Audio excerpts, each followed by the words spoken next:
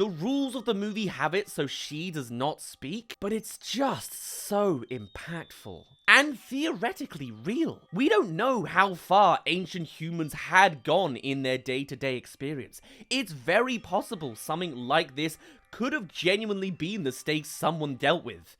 Minus the mammoth and sloth, of course. Just a couple of stairs, some somber music, full show don't tell. And the moment she feels convinced her baby is safe on this gamble that is her only hope, she's gone. Wild for this to be the plot of your very first movie. It's deep.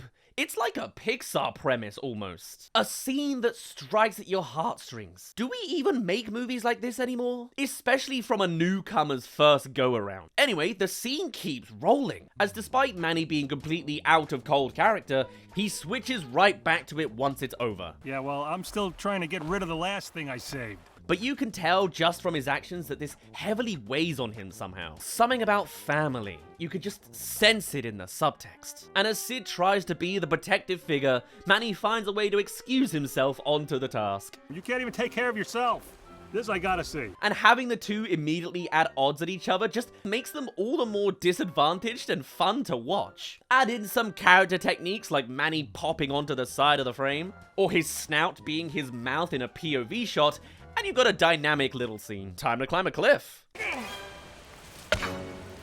In classic cartoony Sid way, every beat is just classic and iconic. It's just executed so well and correctly, you know? Effortlessly hilarious on delivery and decision. I'm fine, I'm gonna die. Only for the scene to continue even more onto topic 4 at this point, as surprise, surprise,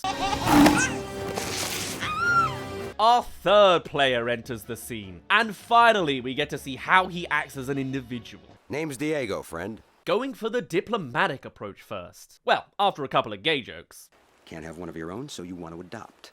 Considering it's 2002, it's teetering a line, but I think not directly, even if it was maybe intended to be back then. You know what I mean? You could perceive it as not pejorative. Anyway, Diego lets them go, and his presence is what really brings Manny on board. Always protective in the moment. All right, I'll help you bring it to its herd. Whilst keeping in the background the comedy at every line wherever they find the chance. I mean, it's hard to get fat on a vegan diet. I'm not fat.